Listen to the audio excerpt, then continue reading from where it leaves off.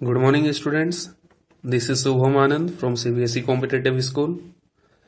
बच्चों, today we are going to discuss the civics का पहला चैप्टर पिक किया हूं मैं. ठीक है. द इंडियन कॉन्स्टिट्यूशन चैप्टर का नाम है.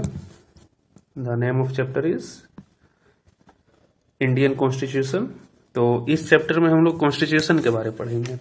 संविधान, constitution. So let's start without wasting our time. The first point of this chapter is, why does a country need a constitution? Why does a country need a constitution? किसी भी देश को constitution की जरूरत क्यों होती है? तो सबसे पहले we should know what is constitution. पहले कॉन्स्टिट्यूशन क्या है ये समझेंगे, तब ना why पर आएंगे. तो कॉन्स्टिट्यूशन क्या? Constitution is a set of law. ये एक सेट ऑफ लॉ है वो. ठीक है. अगर इस चीज को कंट्री के रेफरेंस में समझोगे तो ऐसे बोलेंगे, constitution is a set of law which have to follow by every citizens, जिसे हर एक सिटीजन्स के द्वारा फॉलो करना है. ये सिंपल टर्म में एकदम. कॉन्स्टिट्यूशन का बहुत सारा डेफिनेशन हो सकता है. ठीक है. ये एक सिंपल सा टर्म है. अब थोड़ा प्रैक्टिकल लाइफ में समझो, कॉन्स्टिट्यूशन है क्या? एक रूल है, रूल एंड रेगुलेशन, एक डिसिप्लिन है ना, जो कंट्री को हेल्दी बनाने में सपोर्ट करता है. जैसे कि तुम्हारा घर है, मेरा घर है, ठीक है, किसी के भी घर में एक फैमिलियर डिसिप्लिन होता है, एक रूटीन होता है कि 6 बजे से पढ़ना है, शाम में 6 से 9, फिर 9 बजे खाना खाना है, फिर 10 बजे सो जाना है, फिर सुबह उठना है 5 बजे, फिर एक्सरसाइज करना है, फिर फ्रेश होना है, स्कूल आना है. इस तरह का शेड्यूल होता है ना. तो एक क्या, ये एक आस्ते आस्ते एक रूल बन जाता है. ठीक है. तो वो रूल जो है तुम्हारे घर के लिए कॉन्स्टिट्यूशन है. क्या तुम्हारे घर के लिए कॉन्स्टिट्यूशन है कि मेरे घर का कॉन्स्टिट्यूशन ये है जो तुम फॉलो करते हो. तो इसी तरह कॉन्स्टिट्यूशन जो है चेंज करता रहेगा डेफिनेशन. तुम्हारे लिए सिर्फ पॉलिटिकल, सोशल, इकोनॉमिकल एस्पेक्ट से देखो तो तुम किसी और चीज को सोचोगे, कोई थर्ड पर्सन किसी और चीज को सोचेगा. तो थोड़ा सा वेरिएंसेस आता है डेफिनेशन में, थोड़ा थोड़ा. ठीक है. तो पहले कॉन्स्टिट्यूशन समझ गए क्या है, एक सिंपल सा एग्जांपल से अपना जिंदगी पर लेके, अपने घर को लेकर. ठीक है. तो अब इसे बड़ा लेवल पर पुट कर दो, देश के लेवल पे, कंट्री के लेवल पर. तो कंट्री के लेवल पर क्या हो जाएगा? Set of law. Set of law नहीं बोलेंगे, रूल. Set of rule. ठीक है. सेट ऑफ रूल जो है एक रूल का सेट बना हुआ है जिसे we all have to follow, we all have to obey, है ना. ठीक है. तो समझ गए कॉन्स्टिट्यूशन क्या है. तो अब इसे कंट्री में क्यों जरूरत है? किसी भी कंट्री के लिए कॉन्स्टिट्यूशन क्या वैल्यू रखता है? ठीक है. वो चलो आओ यहां पर पढ़ते हैं अब हम लोग. देखो क्या लिखा हुआ. पहले ये फोटो देख लो एक बार. ये देखो, ये जो फोटो है ना, ये कॉन्स्टिट्यूएंट असेंबली का. कॉन्स्टिट्यूशन जो ग्रुप बना रहा था, जो एसोसिएशन बना रहा था, उसे, उस सारे ग्रुप को रेगुलेट करने के लिए एक असेंबली बना था, जिसे कहते हैं कॉन्स्टिट्यूएंट असेंबली. तो ये कॉन्स्टिट्यूएंट असेंबली का तस्वीर है, पुराना तस्वीर. ओके. देखो यहां पर सारे लोग बैठे हुए हैं. यहां पर जवाहरलाल नेहरू हैं. ठीक है. तो ये है, और इसका इंफॉर्मेशन यहां पर दिया हुआ साइड में. चलो पढ़ ही लेते हैं लगे हाथ. क्या लिखा हुआ है? इन 1934 Indian national Congress made the demand for constituent assembly. Constituent assembly का डिमांड कौन किया था? नेशनल कांग्रेस. किस ईयर में? 1934 में. During the second world war this एसरेशन for an independent constituent assembly form only of Indians gained momentum, and this was convened in December 1946. So जो 1934 में सोच आया, आइडिया आया कि कॉन्स्टिट्यूएंट असेंबली का डिमांड करते हैं और उसके बाद अपना देश का कॉन्स्टिट्यूशन बनाएंगे. तो कॉन्स्टिट्यूएंट असेंबली हम लोग बना कब पाए? 1946 में.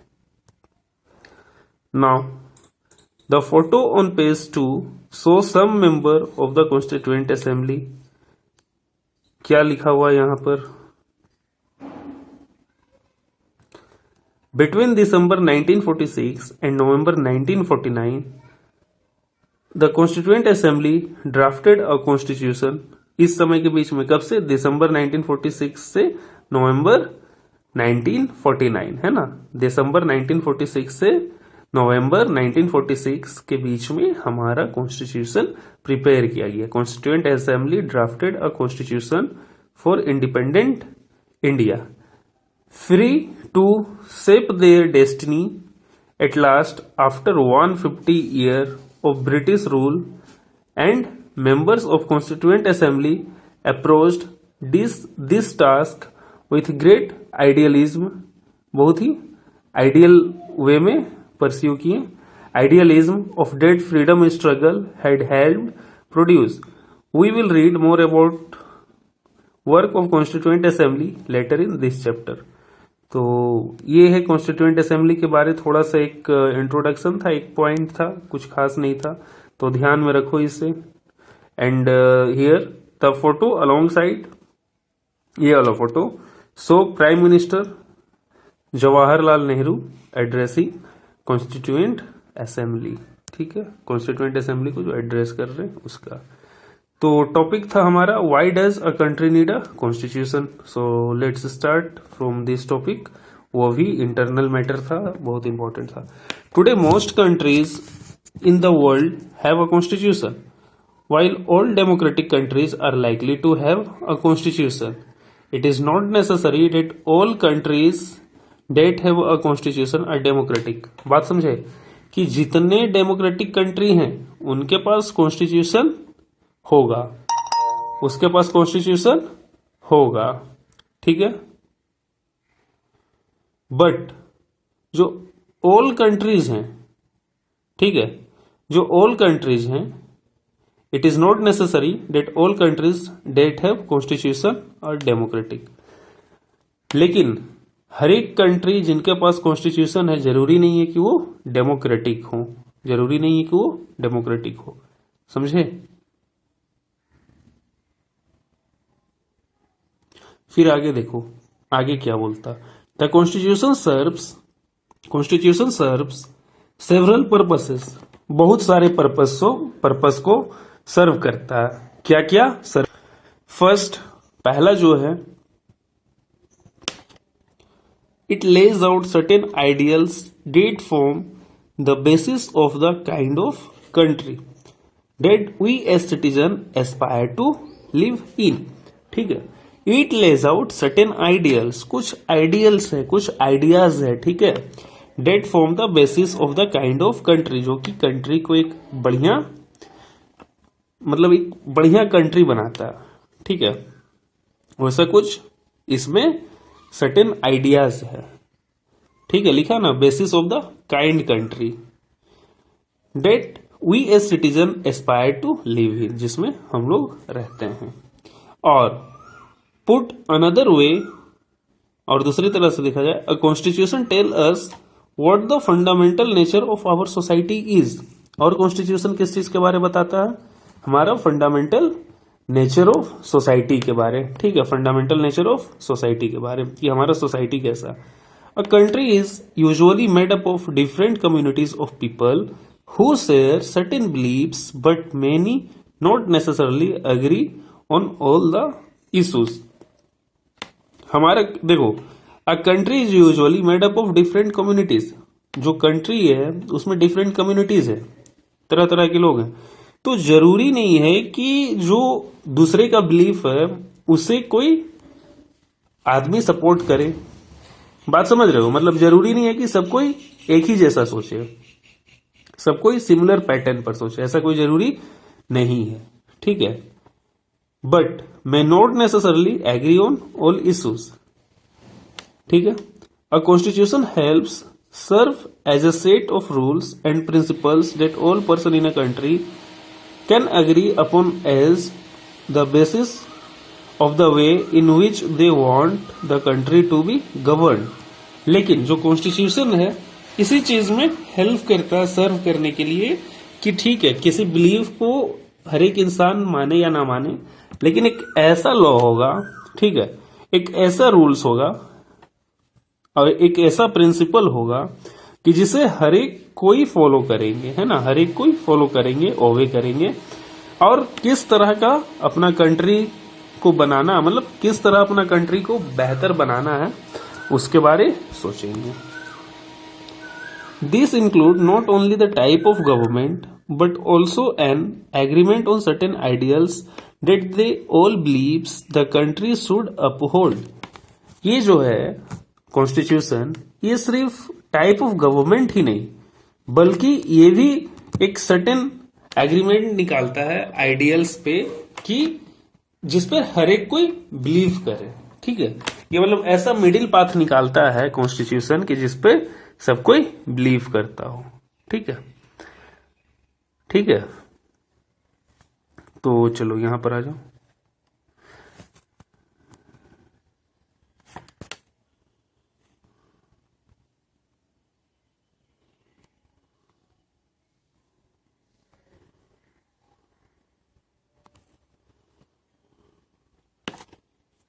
Let us try and understand what we mean by this throughout two contrasting situations in the recent history of Nepal. A country borders India on north। मतलब कि ये जो भी कॉन्स्टिट्यूशन का हम लोग एब्स्ट्रैक्ट पढ़े कि कॉन्स्टिट्यूशन एक ऐसा यूनिफॉर्म लॉ है जो कि जिसे पूरा कंट्री फॉलो करे। ठीक है, और ऐसा क्यों चाहिए यूनिफॉर्म लॉ? क्योंकि जरूरी नहीं है कि एक कंट्री में सब कोई एक ही मत पर रहे, इसलिए चाहिए एक यूनिफॉर्म लॉ कि जिससे सब कोई ओवे करे।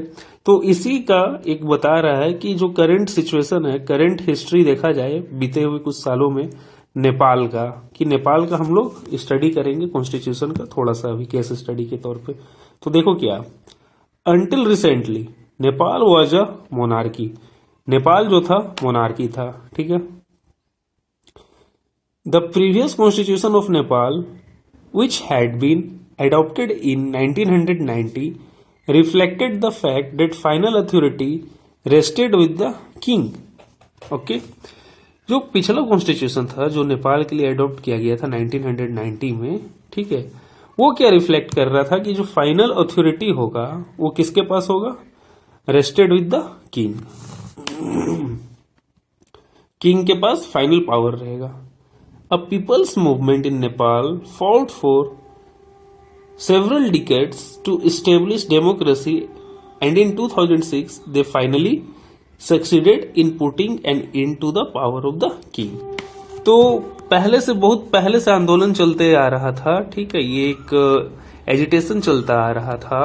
ठीक है, तो फाइनली 2006 में क्या हुआ कि वहां पावर जो है गवर्नमेंट का वो चेंज किया।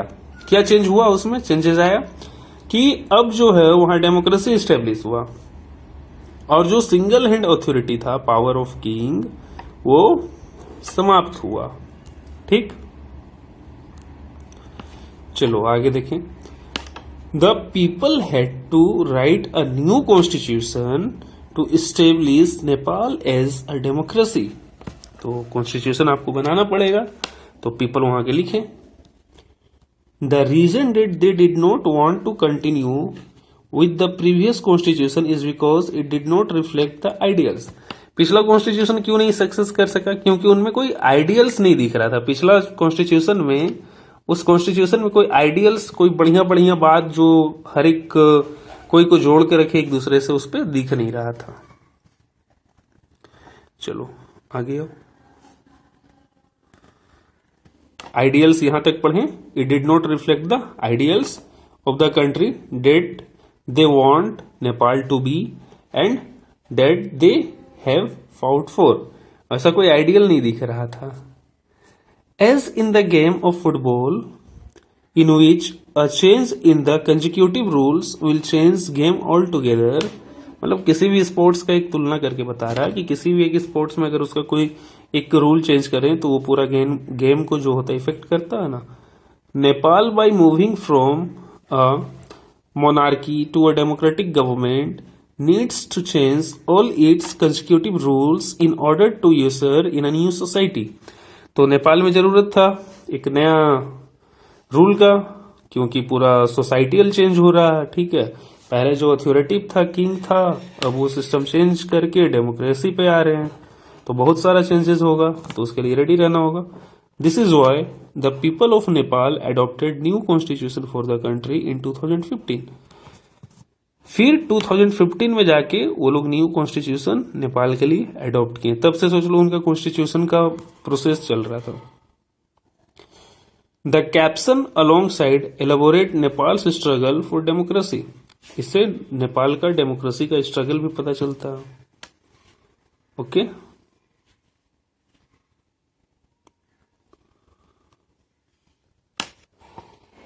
The second important purpose, 1 minute, let me pick pen. The second important purpose of constitution is to define the nature of country's political system. अब जो सेकेंड इंपॉर्टेंस है, अभी हम लोग फर्स्ट इंपॉर्टेंस पे थे। ओके, उसका केस स्टडी देखे नेपाल में। अब सेकेंड इंपॉर्टेंस जो है उसके बारे में बात कर रहे हैं। The second important purpose of constitution is to define nature of country's political system.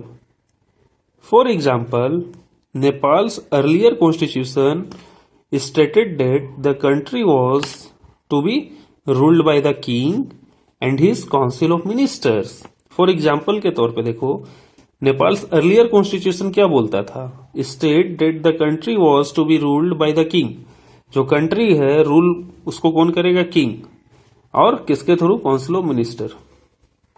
ठीक है, ये था। In countries that have adopted a democratic form of government or polity, the constitution plays a crucial role in laying out certain important guidelines that government decision making within these societies. जहां पे government और polity जो है, constitution जो है वहां का, government और पॉलिटी का कॉन्स्टिट्यूशन, वो बहुत बड़ा क्रूशियल रोल प्ले करता है। किस चीज के लिए? Laying out certain important guidelines. बहुत सारा गाइडलाइंस इशू होगा important, that govern decision making with this societies, जो कि सोसाइटी को डिसीजन मेकिंग में हेल्प करेगा। तो बोल सकते हैं constitution directly effect the society और constitution is the reflection of society, ये दोनों बात बोल सकते हैं। चलो आगे आओ। In a democracy we choose our leaders so that they can exercise power responsibly on our behalf. ठीक है, in a democracy we choose our leaders so that they can exercise power responsibly on our behalf. वो हमारे behalf में जो है power use करते हैं। हम लोग क्या करते हैं? अपना नेताजी को चुनते हैं, अपना पावर नेताजी को दिए, अब नेताजी डिसीजन लेते हैं। वही वाला बात यहां पर है। We choose our leaders so that they can exercise power responsibly on our behalf. However, there is always the possibility that these leaders might misuse their authority and the constitution usually provides safeguards against this. तो होता क्या है, यहाँ पर एक situation बनता है कि जिस लीडर को हम लोग इलेक्ट करते हैं 5 साल में एक बार सारा पावर ट्रांसफर करके, वो कहीं उस पावर का मिसयूज ना करे, है ना, उसका दुरुपयोग ना करे। तो इससे बचा कैसे जाए कि दुरुपयोग ना करे? उससे बचने का तरीका है कॉन्स्टिट्यूशन, कि जो कॉन्स्टिट्यूशन है वो सेफगार्ड्स मतलब प्रोटेक्शन देता है, ठीक है, अगेंस्ट दिस, मतलब इस तरह का घटना होने से, मतलब कि कोई तानाशाह ना बने, ठीक है, इससे बचने का ये प्रोटेक्शन देता है constitution. Now this misuse of authority can result in gross injustice. बहुत अन्याय में ये बदल सकता है अगर ऐसा इस तरह का काम हो जाए, ठीक है, कि जो जिस लीडर को हम लोग इलेक्ट किए हैं वो अपना पावर मिसयूज करे। Is demonstrated in the classroom situation below. अब एक क्लासरूम सिचुएशन पढ़िए नीचे यहाँ पे। तो आप लोग पढ़िएगा, ठीक है, घर पे। मैं आगे पढ़ाता हूं। कुछ चीज और भी है क्या साइड में? ये तो क्वेश्चंस है, चलो।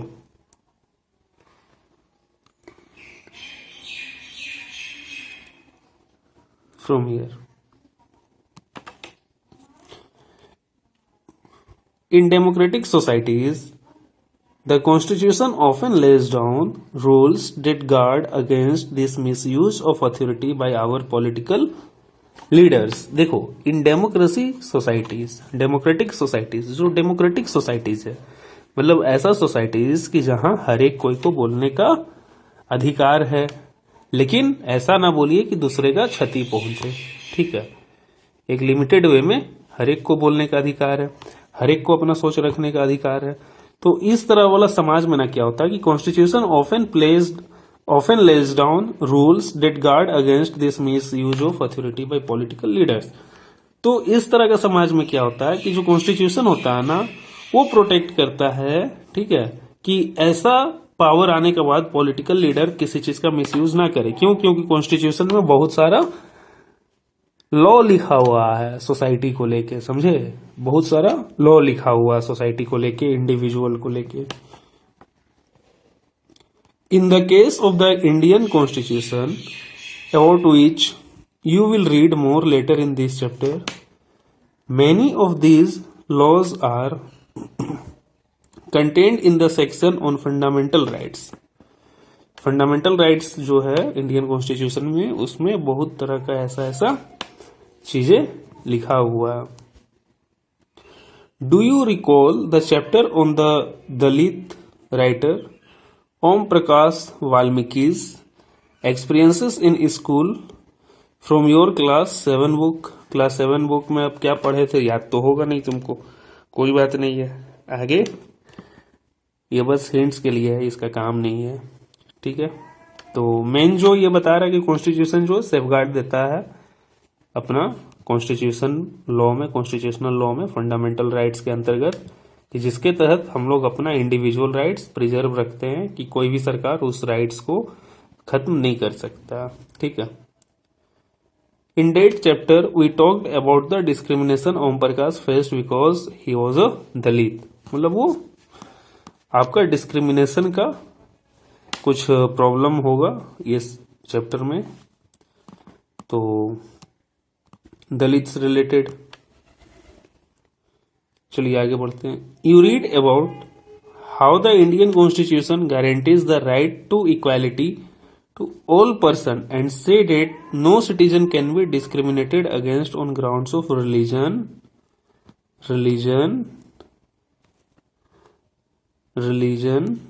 Race, caste, gender and place of birth. तो इंडियन कॉन्स्टिट्यूशन किस चीज को इंश्योर करता है? इंडियन कॉन्स्टिट्यूशन इंश्योर करता है, गारंटी देता है कि हर एक कोई समान न है ना, सब कोई इक्वल है। तो हम लोग किसी के साथ भी भेदभाव नहीं कर सकते किस आधार पे कि वो किसी दूसरे धर्म का है, कि वो किसी दूसरे प्रजाति का, कि वो किसी दूसरे जात का है, कि वो किसी दूसरे लिंग का है। जेंडर मतलब मेल या फीमेल, मेल मतलब जेंडर के बेसिस पे बाइसनेस नहीं होगा। एंड प्लेस ऑफ बर्थ, और उसके जन्म भूमि पे, ठीक है, ये बोलता है फंडामेंटल राइट्स, ठीक है। तो the right of equality is one of the fundamental rights guaranteed by the Indian constitution. तो इंडियन कॉन्स्टिट्यूशन में ये एक फंडामेंटल राइट्स जो है गारंटेड है, ठीक है। चलो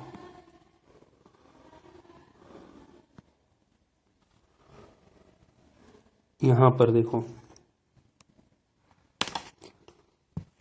another important function that a constitution plays in a democracy is to ensure that a dominant group does not use its power against other less powerful people or group। Constitution इस चीज को भी ensure करता है कि कोई भी एक जो पावरफुल व्यक्ति है वो दूसरे जो लेस पावर है, जिसके पास लेस पावरफुल है, मतलब इंफीरियर है, उस पे किसी तरह का जुल्म नहीं करेगा, डोमिनेट नहीं करेगा, मतलब सुपीरियर इंफीरियर पे रूल नहीं करेगा।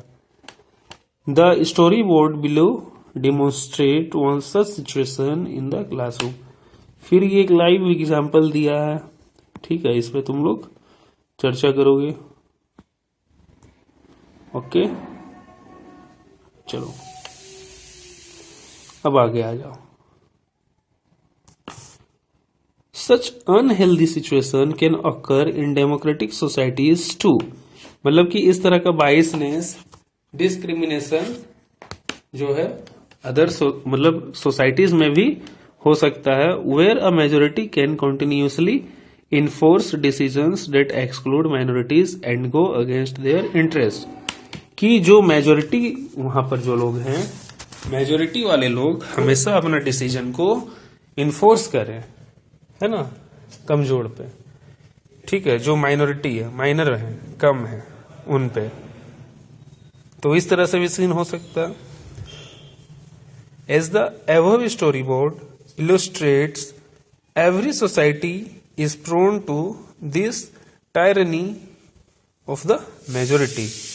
तो लगभग जो समाज है, हमारे इर्द गिर्द का समाज है ना, ये संभावना है कि इस तरह का सिचुएशंस बन सकता है कि जो मेजोरिटी में है वो माइनॉरिटी को कंट्रोल करे। ओके,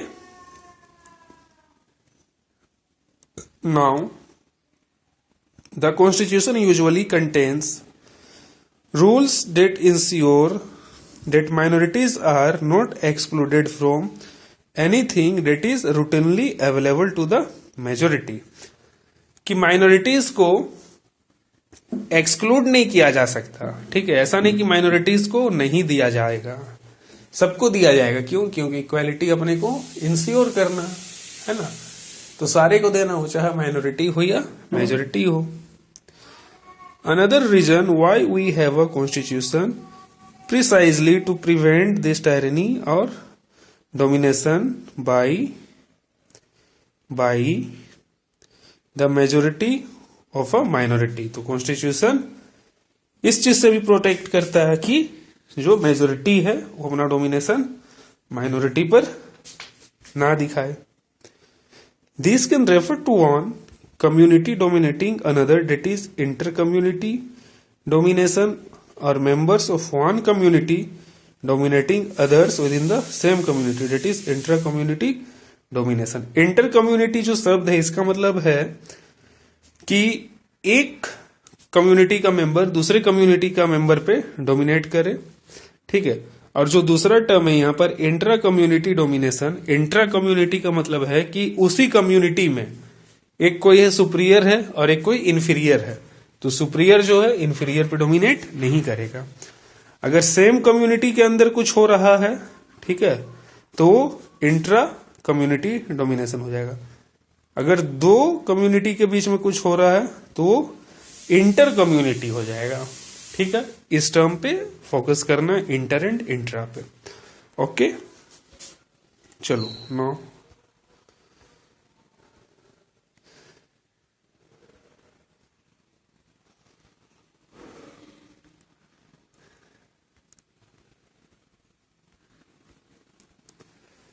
चलो आज इतना ही तक रखते हैं।